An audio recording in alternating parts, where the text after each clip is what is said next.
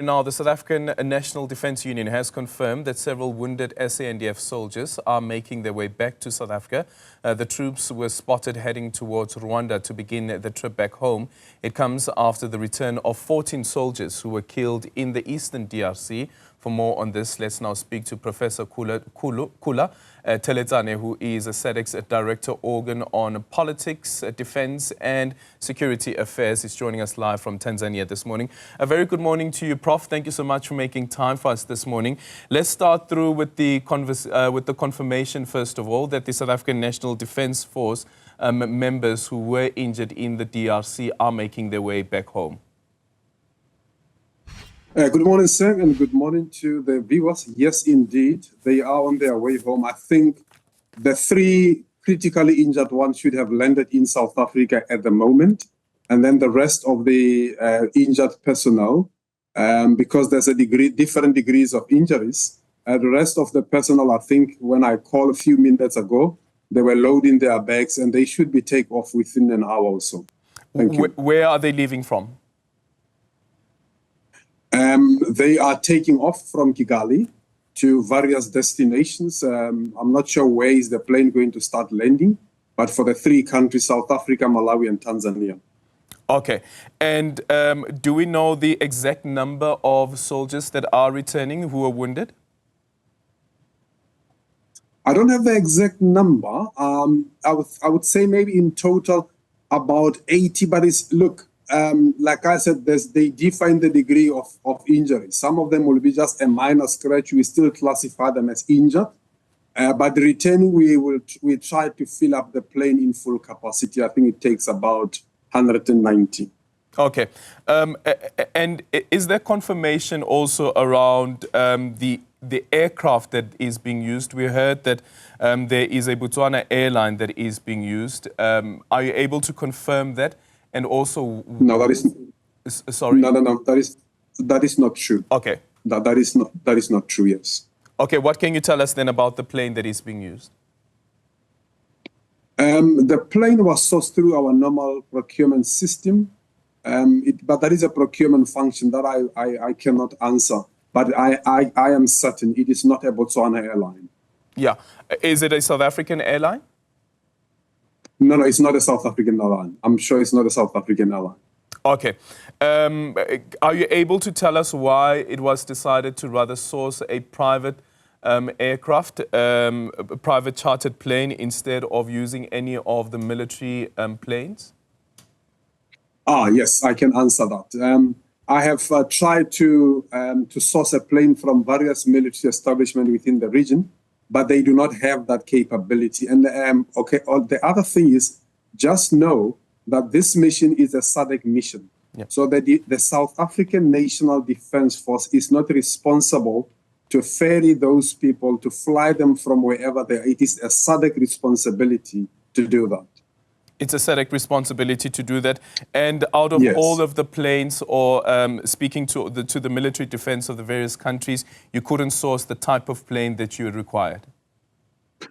We could source planes, but not for over 180 people. No, we couldn't. Okay.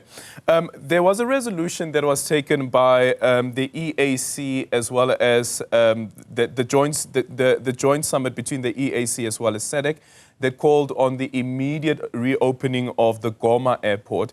If that is the case, then why did we still use Kigali, whereas there's been a resolution to have Goma reopened so that that airport can start seeing traffic moving in and out? Yes, I fully agree with you. As I'm speaking, I'm in Dar es Salaam. We just had a meeting with our chiefs of defense. It's a process. It's not something that can happen overnight. Yes, the summit can call for reopening of the Goma airport, but you must understand the Goma airport is under the M23. So it is a process of negotiating to reopen the airport. So it will not be just an overnight thing. It will take some time, but we are in the process. Are you able to tell us why that is so difficult to just reopen the airport, especially for the traveling as well as the repatriation of the injured? No, I hear you. Yes, Hence, I say it's a process. It is a process in the sense that, remember, there were some activities that happened at the airport. You still need aviation experts to go to the airport, to go and evaluate the security, to see if the runway is still in order. So it will take some time. And the other thing is, given that the M23 are in control of the airport, they're in control of Goma, they still need to be engaged at a political level. It's a lengthy process, my good son. Okay, let me put it this way. Did the M23 refuse? Was it the decision that was taken by the M23 that instead of having these injured soldiers being ferried out of Goma airport, that they should go through Kigali with the intention of, as some have put it, to try and embarrass South Africa because of the relations between South Africa and the tension between South Africa as well as Rwanda? No, given the current security situation in Goma, the airspace is closed, the airport is closed. Yes, the M23 are being engaged at different angles, but we haven't managed to break through to fly everyone from that airport. And hence I said, it is still not safe. You might even find maybe there are some unexploded device that you will find at the airport. So all those things need to be cleared before you can open the airport. Okay. What happens now in terms of the deployment of the SAMI DRC in the DRC? Yes, I think in a few weeks to come, we will have a summit. I think because that decision can only be taken by heads of state. So remember, to deploy the soldiers, it was a decision of heads of state. So it is the heads of state who need to pronounce themselves going forward. And I think we will find a direction in a few days to come. Yeah. I'm not sure of the exact. You're not too sure of? I'm not sure of the exact date when will they meet, but I'm sure it will be soon. Yeah. During that joint summit between the EAC as well as SADC as well, there was a call for the chief of defense forces from the various countries to meet. Did that meeting go ahead? Yes, we met yesterday. Okay. Are you able to share with us what came out of that meeting? No, I can't. We met, the report was signed. And if you look at that joint communique, it speaks of the chiefs of the defense force meeting. Subsequent to their meeting, then there will be a meeting of the ministers of foreign affairs, which we are now planning. Then they will meet to consider that report. So I cannot share what is in the report, not knowing whether the ministers will approve it. So it still has to serve before the ministers of foreign affairs of the SADC EACs. Yeah. Are you able to share with us what it is that that report looked at in terms of the assessments without going into what the outcome of those assessments were? What exactly is it that the chiefs of the defense forces were looking at? Certainly, sir. If you look at the joint summit speaks of the cessation of hostilities. It speaks of immediate ceasefire, the opening of the Goma airport. Those are the things that the chiefs of the defense force looked at. And they only look at the how. If you talk about the cessation of hostilities, immediate ceasefire, how as chief of the defense force can assist the region to achieve those objectives. And then they made those propositions that will be submitted to the ministers. Okay. Did that assessment at all include the situation that is at the bases where these soldiers are deployed? Of course it did, yes, sir, it did. Okay. Are you able to tell us whether there is any truth to the reports that the base where the South African National Defence Force is at in Goma is surrounded by the M23 and their movements are being restricted? No, they can still move. They are able to go to send the vehicle out to buy food. They are able to go to the hospital and visit, or maybe visit doctors or visit those that are injured. But now they are out of Goma. You see, you get conflicting reports here. So I'm not in Goma to really give you a true picture of what is happening in Goma soon. Yeah. But you wouldn't describe it as the soldiers being held hostage. You wouldn't use that language. No, I would not use that language. I would not use that language, no. Okay. Then what's the nature of having or understanding of having a peacekeeping mission where you have the peacekeepers that are at a base that is surrounded by the M23 rebels? What peace are they keeping when they're being surrounded by rebels?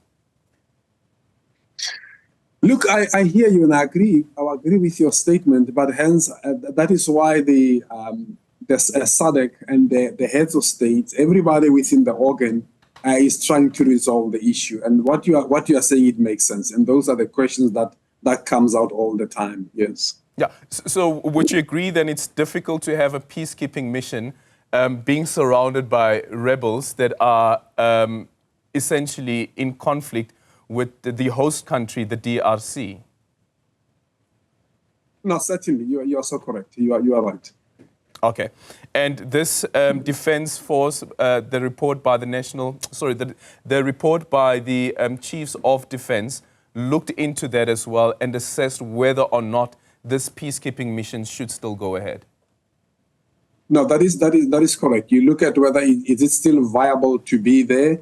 What do you do? Do you go out and regroup? What is the strategy? So, being the chief advisor on military affairs, I think they come up with a good report that will get us out of the situation.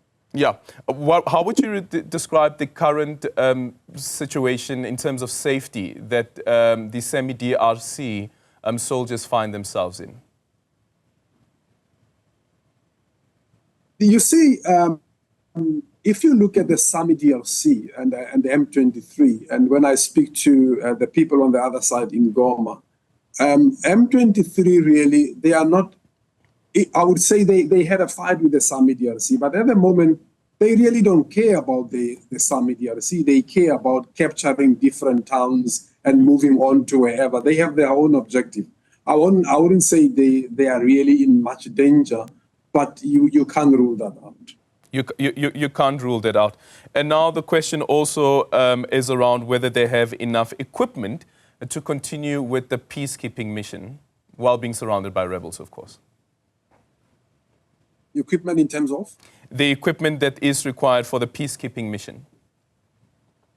They do have the equipment. I don't know where do people get that they do not have equipment. They do have equipment. It might, like you say, it might not be enough at the moment, given that now there are more people around them. But I think they do have equipment. Okay. Another aspect, finally, as we conclude the conversation, was during the joint summit, one of the directives was also that the DRC President Felix Tshisekedi starts negotiating and having a conversation with the M23, which he had previously refused to do. Do we know at this point whether that conversation has started at all, whether that dialogue has begun? I'm not sure, but remember, if you read that communique, it speaks of the two processes. It speaks of the Luanda process and the Nairobi process. And if you look at the Luanda process, remember the Luanda process is more political. It's looking at the political level, the two political leaders. Whereas the Nairobi process look at all the rebel groups. In that summit, it appeared that the DRC was really open to that suggestion. So as to whether it has started, but it cannot be the DRC doing it. It has to be the facilitators, the Luanda and the Nairobi. And if you remember, the joint summit also proposed the merging of the two processes, and the two processes be supplemented by more former heads of state. Okay.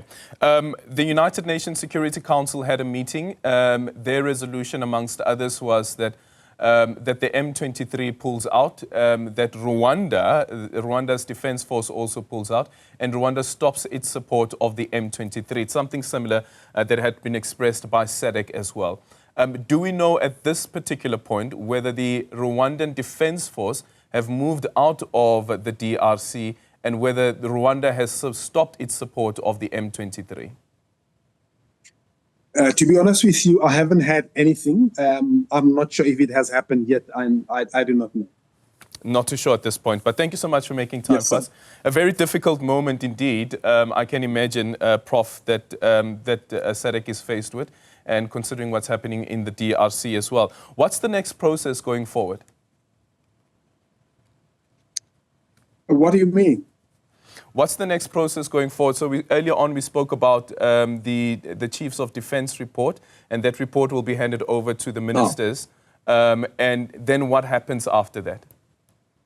Yeah, look, at the moment, SADC feels that, and I think all heads of states, when we met here in Tanzania, they all believe that the military intervention alone will not solve the problem in the DRC.